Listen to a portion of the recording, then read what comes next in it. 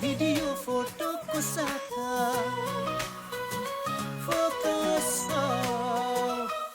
सञ्चालन गर्न गएको छु। तसर्थ यो छोटो औपचारिकलाई अब हामी एकदमै छिटो रूपमा अब हामी चाहिँ सघाउनेछौँ र त्यस पछाडि फेरि हाम्रो बन्द सत्र कार्यक्रम रहनेछ र यो औपचारिक कार्यक्रमलाई अब म अगाडि बढाउन चाहन्छु। अगाडि बढ्नको लागि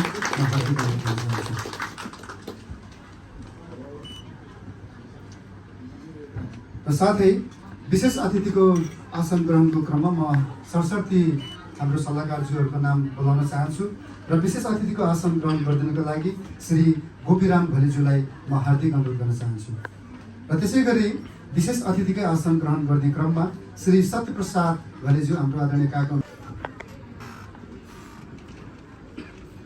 नमस्ते सबैलाई। के भन्नुहुन्छ अधिवेशनको अध्यक्षज्यू अनि हाम्रो विशेष अतिथि अनि प्रमुख अतिथिज्यूहरू, मैले हजुरहरूको व्यक्तिगत नाम गरेर बोलाउन सकिनँ, त्यसको लागि चाहिँ क्षमा चाहन्छु। अनि आज यो हाम्रो यहाँ ब्लू ओसेनमा हुन गइरहेको यो 13औं अधिवेशनमा आज यहाँ जति पनि आइदिनु हुने सबैजनालाई धेरै धेरै धन्यवाद। यो अब हामी त्यस समयको पाबन्दीले गरेर एकदम छिटो अगाडि बढ्नुपर्ने हुन्छ। हामीसँग समय पनि धेरै छैन।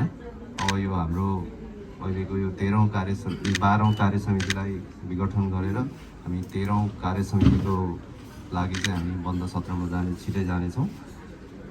यति भन्दै अब यो जुन हाम्रो 12औं कार्य समितिको साथीहरू हुनुहुन्छ, म यसको लागि सबैजनालाई मेरो व्यक्तिगत तर्फबाट साथै हाम्रो यो लमजुङ सेवा समितिको तर्फबाट धेरै धेरै धन्यवाद ज्ञापन गर्न चाहन्छु। किनभने थ्रु आउट द इयर हामी 3 वर्षको कार्यकालमा हामीले धेरै जानी नजानी धेरै कार्यक्रमहरू गऱ्यौँ। त्यसमा कुनै गल्तीहरू पनि भयो होला, अनि तपाईँहरूले जति गल्ती गरे पनि धेरै धेरै हामीलाई जहिले पनि एकदम धेरै एप्रिसिएट गर्नुभयो। हामीलाई धेरै नै हामीलाई हौसला दिनुभयो। त्यसको लागि चाहिँ सम्पूर्ण लमजुङ जिल्लावासीहरूलाई हामी सबैको तर्फबाट धेरै धेरै धन्यवाद भन्न चाहन्छु। र अनि एउटा कुरा पनि म मेन्सन गर्न के चाहन्छु भने हाम्रो अहिलेसम्मको यो हङकङको यो लमजुङ सेवा समितिको जति पनि कार्य समितिहरू छौँ, अहिलेसम्म सबैले कन्ट्रिब्युसन दिनुभयो। त्योमा पनि अहिले जुन हाम्रो 12औं कार्य समिति हुनुहुन्थ्यो, यसको लागि चाहिँ म के भन्न चाहन्छु भने हामी अलिकति भाग्यमानी पनि भयौँ। अनि अहिलेको यो 3 वर्षलाई चाहिँ म हङकङमा हुने लमजुङ सेवा समितिको चाहिँ एउटा गोल्डन एरा भन्न चाहन्छु है। यसको लागि माफ गर्नुहोला, तर यो यतिको यो सारा क्रेडिट मैले कार्य समितिलाई होइन, मैले सम्पूर्ण जिल्लावासीलाई पनि दिन चाहन्छु। यसको लागि चाहिँ अब पनि आउँदै गरेको यो 13औं कार्य समितिले पनि अझै पनि धेरै राम्रो शिखर चुमोस्।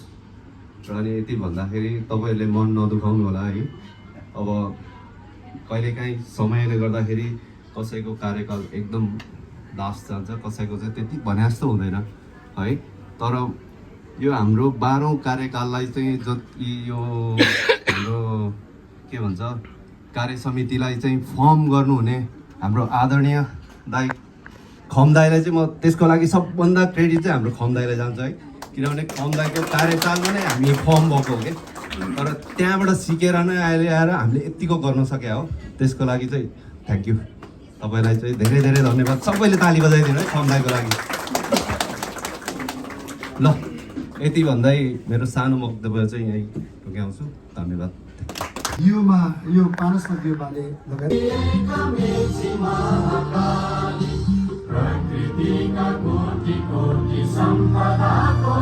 नयाँ चयन भएको कार्य समिति साथीहरूको नाम लिन चाहन्छु।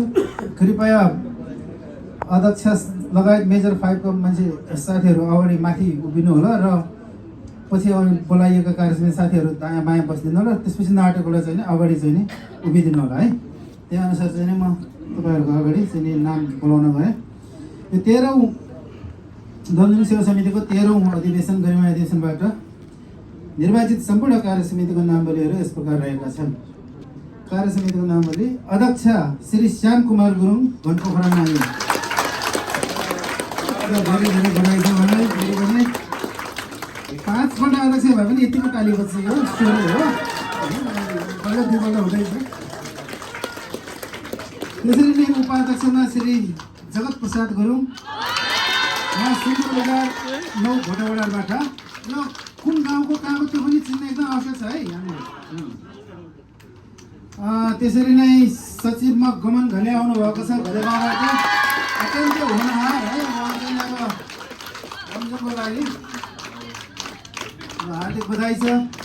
त्यसरी नै सहसचिवमा श्री सन्तोष गुरुङ, महिला गुरुङ, पदोन्नति भएर उपस्थितिमा आएको छ। जग्गु मन्दिर अब भोलि छान न। अब त्यसरी नै कोषाध्यक्षमा मिनबहादुर गुरुङ,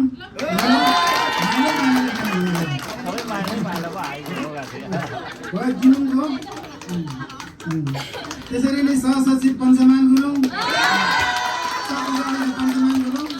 पनि गिलुङको हो फेरि। पैसा जति सबै गिलुङले राख्नुभयो। यस पैसाको हिसाब किताब गर्न दिएकोमा गिलुङ्गेहरू इमान्दार रहेछ भन्ने कुरो बुझियो है। अनि त्यसपछि अब सदस्यहरूको नाम सुनाउन चाहन्छु म।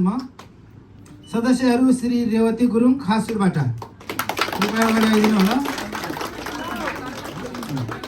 त्यसरी नै कल्पना घले, नजरेबाट।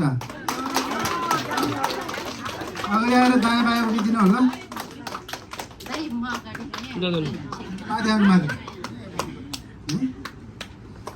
त्यसरी नै पुष्पादेवी गुरुङ, घनपोखरा।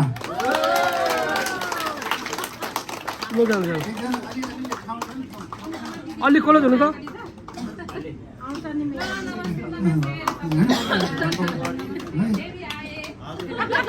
त्यसरी नै ओम कला गुरुङ, नालमा।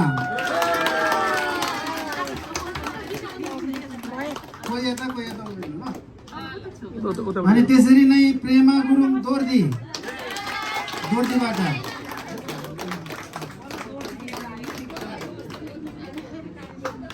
अनि त्यसपछि अमृत गुरुङ, सानो काभ्रेबाट।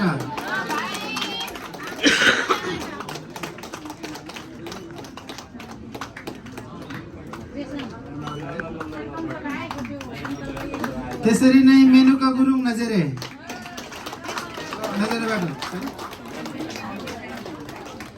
त्यसरी नै सुनिता गुरुङ, डडुवाबाट। सुनिता गुरुङ, डडुवाबाट। अगाडि आइदिनु होला।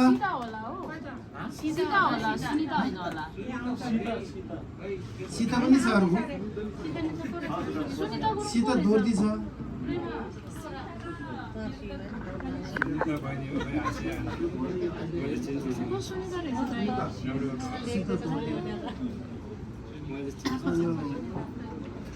सुनिता डडुवा।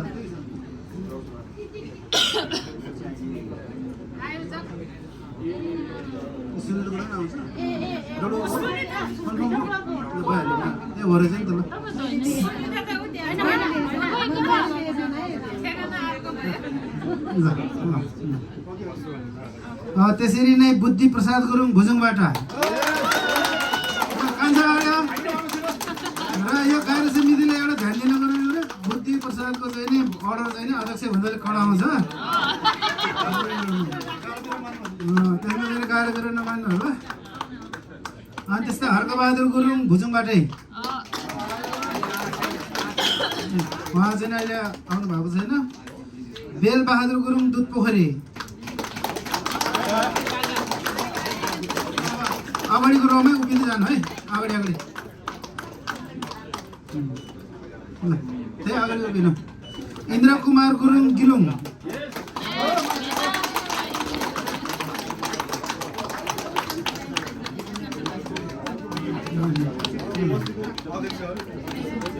नरेश गुरुङ, चरागाउँ।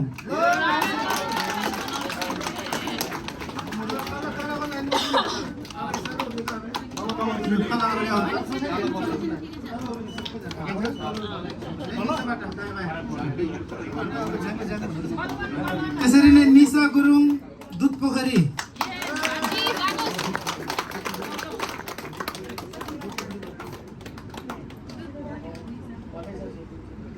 निशा गुरुङ भिरकुना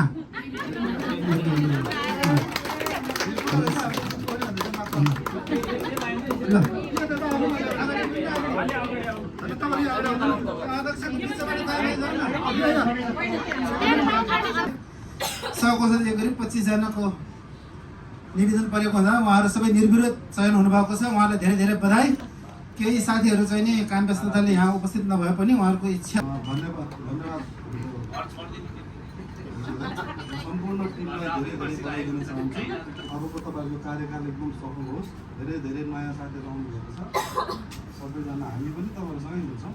तपाईँहरू चाहिँ ठाउँमा पोस्टमा छ भने होइन म तपाईँहरूलाई अब सपोर्ट गर्न अबको तपाईँहरू 3 वर्षको लागि चाहिँ तपाईँहरूले यो छातीमा हात राखेर यो शपथ लिनुपर्छ है। शपथ लिँदाखेरि चाहिँ म तपाईँहरूलाई यहाँ म भन्छु अनि त्यहाँ डट छ त्यहाँ तपाईँहरूले आफ्नो नाम लिने जुन सेवा समितिको हुन्छ त्यसमा पनि डट छ त्यसमा चाहिँ तपाईँहरूको पदको नाम लिने है। ल म जुन सेवा समितिको पदमा रही विशुद्ध रूपले सेवा गर्ने उद्देश्यको साथमा लाग्ने प्रतिबद्धता जाहेर गर्दछु। म सेवा समितिको कुनै पनि गतिविधिमाथि आँच आउने खालको क्रियाकलाप गर्ने छैन। म संस्थाको गोपनीयता भङ्ग गर्ने छैन। धन्यवाद।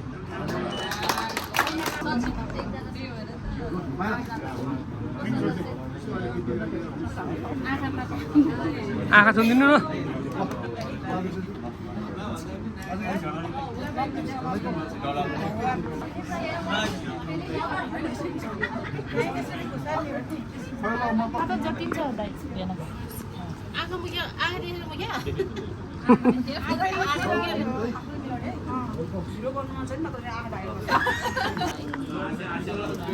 ल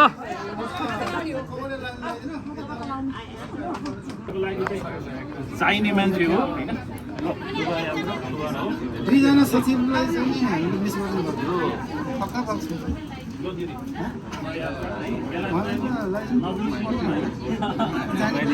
जानेर